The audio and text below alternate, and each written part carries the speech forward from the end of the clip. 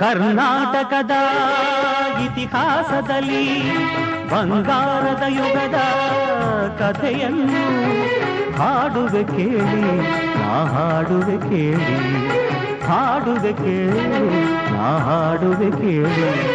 ಕರ್ನಾಟಕದ ಇತಿಹಾಸದಲ್ಲಿ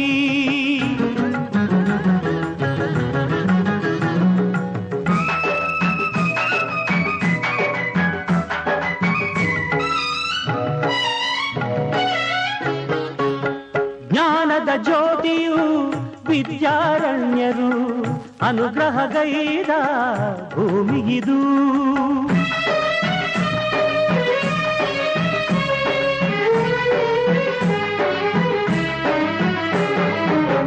ಜ್ಞಾನದ ಜ್ಯೋತಿಯು ವಿದ್ಯಾರಣ್ಯರು ಅನುಗ್ರಹಗೈದ ಭೂಮಿಗಿದು.